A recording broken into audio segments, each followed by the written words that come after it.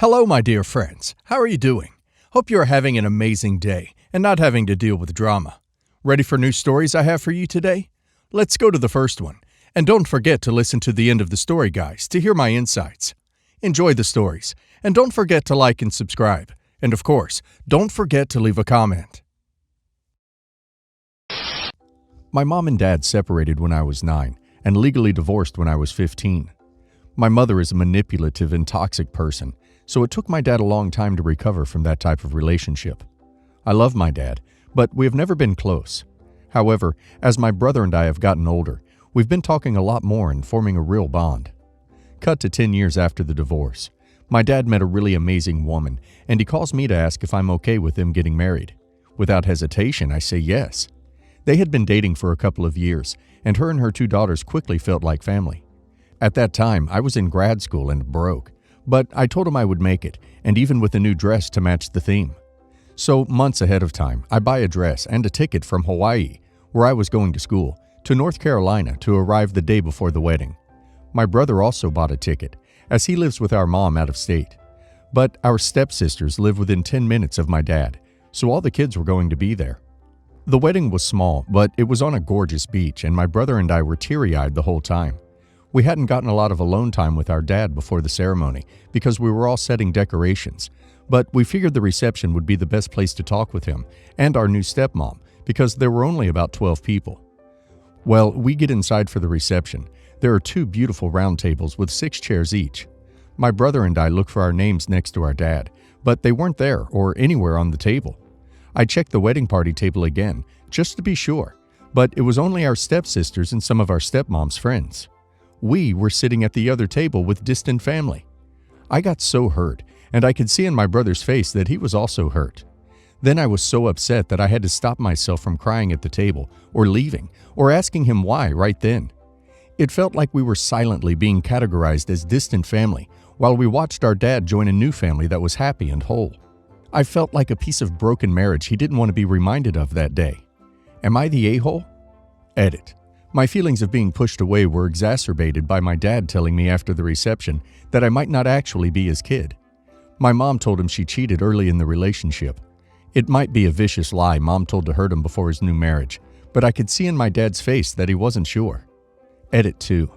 There was and is no beef between me and my stepmom or stepsisters. My mom has been blocked by my stepmom for being toxic, but as far as I know, she didn't hold that against me or my brother. Not the a-hole.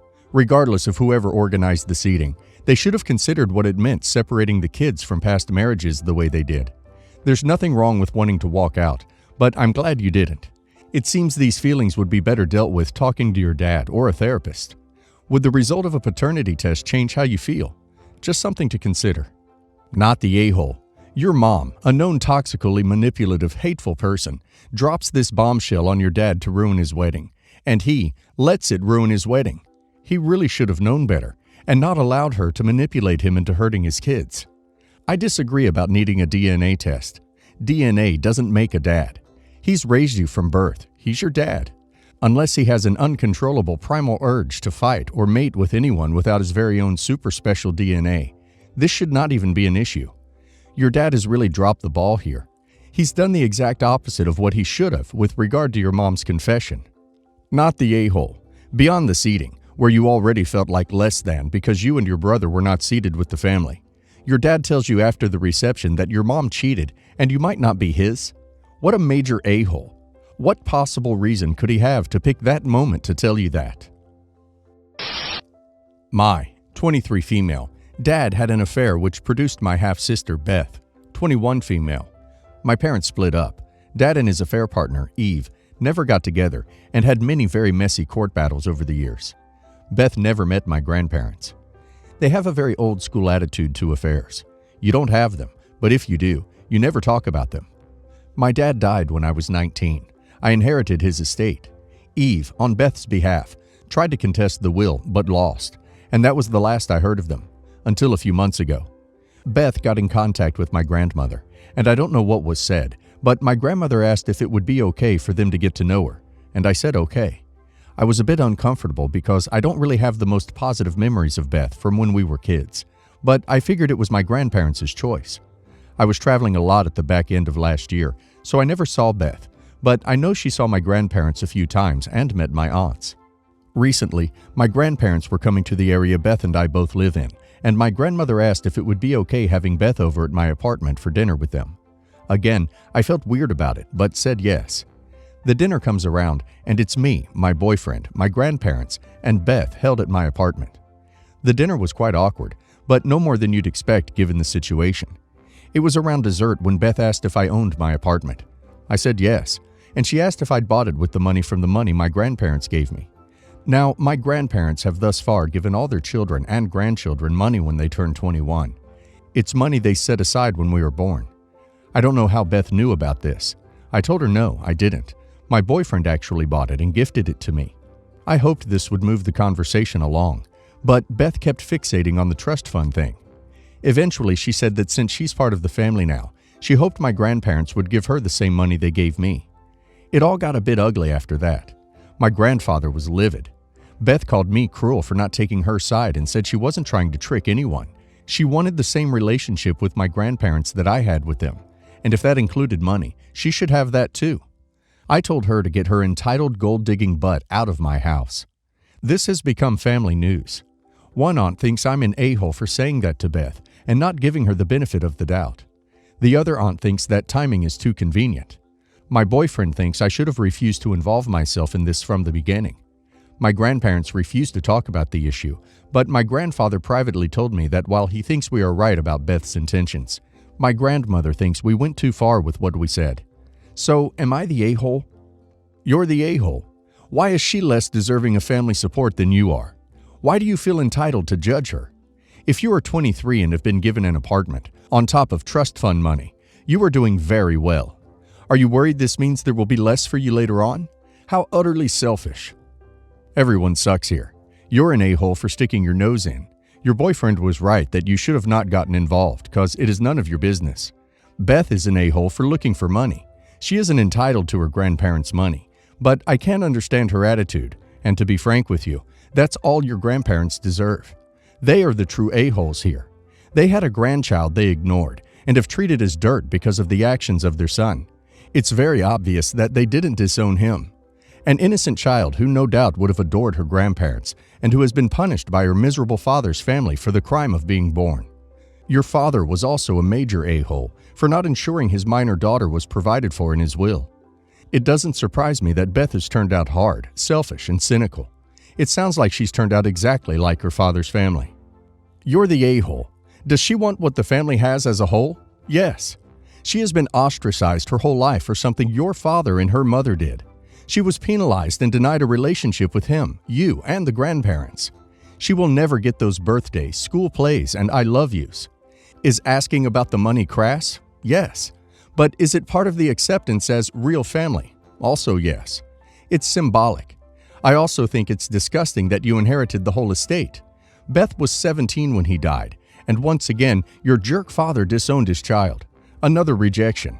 He could and should have put something equitable in trust for her. I would put forth that you're a gold digger too, because you took it all with no concern or care for fairness. I, 25 female, got married back in January of last year. My sister, 28 female, was my maid of honor, as well as the person I walked down the aisle with, because I thought it was nice to have my best friend, favorite person other than my husband by my side. My stepdad knew about it and was fine with everything, until my sister's speech came. She talked about how my husband and I were perfect for each other, etc., and how she thought it was really cool to make him her brother in a kind of official way. She then talked about our dad, how he would have been so happy, how he would have loved to be there, how we missed him, and how I remind her every day of him, and how proud he would be. It got emotional. Our dad died when I was 6 and she was 9, and we definitely felt his loss growing up. Our stepdad and mom married 3 years after our dad died. He's a good guy, makes our mom happy, treated us good, but he definitely feels more for us than we do for him. He considers us his girls, and I did kind of guess he might feel a little weird about the speech, so I told him beforehand that my sister was going to bring up our dad during her speech. Apparently, he did not expect, to quote him, a eulogy, which is what he considered that, and said it couldn't be more clear from her speech that he was meaningless to us, and our dad was all we cared about. He said everyone must have figured that out. He did not bring this up with me until a month ago. He was different, but I figured he might have had some other stuff going on. But he brought it up to me and said I should have never let a speech like that go ahead. That I had to know it would be a slap in the face and make him uncomfortable. He told me the warning I gave him was not good enough, and I need to think about everything. And I'm here like, yeah, I knew he would feel a certain way, but that's why I did warn him. To me, it seems like he's overreacting, but then in the back of my head, I can kind of see why he felt uneasy. I just don't think it should be on us to put his comfort above our remembering our dad or talking about him. But I want to hear what you guys think. Am I the a-hole? Not the a-hole. It would have been nice for your sister to mention your stepdad in the speech, but she also didn't mention your mom. It was just an acknowledgement of your dad on how you two miss him on this day. Additionally, your stepdad is mad at the wrong person. Your sister is the one that didn't mention him. You mentioned him in your speech. Your stepdad and your sister need to have a conversation about this and what this means for their relationship. Your stepdad shouldn't be mad at you for something that your sister said. Not the a-hole. I don't understand how you're the bad one here. Your sister made the speech, and sure, he raised you for a certain amount of years, but like it's your dad. He's not here to see your big day. You mentioned him in your speech, and that's okay. People need to realize your dad's more special here. Not the a-hole. Your stepdad is here. Your dad is gone. I will never understand step-parents that try to make kids feel guilty for missing their deceased parents. Your sister, based on comments, just mentioned your dad and how he is missed. It's not like she thanked everyone under the sun except him. Your stepdad needs to kind of get over himself. You and your sister are allowed to miss your dad. You're allowed to not think of your stepdad as your dad. His feelings are not yours to manage. The gist is this. I lost my mom to a long-term health issue when I was 10. The cost of treatment drained my parents' finances, and it was just Dad and me after Mom died. No extended family. Dad started dating when I was 12, and he met Jane. After a few months, he told me her son had a form of brain cancer and was very sick, and that they were getting married and he would be helping to take care of her son. We went from 2 in a tiny 2-bedroom house to 4 in a tiny 2-bedroom house, and me sharing with a terminally ill toddler I didn't know. We had to make so many changes. No more takeout, which was a once-a-month treat before that. I had to stop my only extracurricular activity. No friends over because noise bothered him. No space that was just mine. No extra money for celebrating birthdays and Christmas. When I was 15, Dad and I got into a huge argument because I was never home and was always saying no to helping Jane take care of her son. When I told him how much I hated the situation, he looked me in the eye and told me to grow up. He also told me that I was old enough to understand that life wasn't always easy or fun, and that a rougher life can build character. He told me that we grew our family, which was a good thing, and one of the consequences of that sometimes is having less, but it was worth it for the extra love. I told him that was BS. He told me I was not his whole life, and he was not going to stop doing what he wanted to do because of me. Then he told me to never ever say anything negative around his stepson, because he was a kid and didn't need to know I resented him for being sick. After that talk, I was even more distant and left when I was 17, right after graduation, and couch surfed until I went to college. I graduated high school at 17 and turned 18 that October. I didn't stay in touch. When I was 19, I heard that Dad's stepson had died. In college, I met my wife, and we got married this past June. Then in November, my dad showed up and told me he wanted to talk. I shut the door in his face. He kept showing up where I was to talk. After getting annoyed with him, I agreed to meet him for a coffee. He told me how he'd ended up being divorced from Jane and how his stepson had died, and he looked disappointed when he learned I knew. He told me how he'd been struggling a lot and how he was hoping I could help him out. I laughed in his face and told him he had some nerve. He mentioned how he'd spent a lot of money on finding me and wanted us to repair things, but he also needed my help. I told him no way. He became angry and told me he was my dad and was always there for me, and I owed him. I told him I owed him nothing and threw most of his words back in his face, including that he needed to grow up and that he was not my whole life and would not stop me doing what I want. It became a bit of a scene. He told me at my age I should have grown more compassion. Am I the a-hole? You are most definitely not the a-hole. Your father prioritized his new wife and stepson over you and expected you to be fine with giving up your life to accommodate them. You did well for yourself in creating a new healthy life for yourself. Your father only reached out to you after his divorce and had nobody left, and now wants you to resume the role he tried to force on you years earlier. Only this time, he wants you to take care of him instead of his stepson. You handled this perfectly. Not the a-hole. He was already struggling financially due to your mother's health issue. Decided to still date a woman and help take care of her son, despite knowing perfectly well that he didn't have the money to do that, and take care of you at the same time. He basically didn't give a damn about you for years, and now that the child is dead and the mother finished sucking him dry, he suddenly remembered he had a son and came begging for money. If I were you, I would have closed the door on his face repeatedly until he understood the message. Not the a-hole. You are absolutely right that you owe him nothing. He doesn't like how his own medicine tastes. I am 30, female, and an oops baby to my parents who are 70.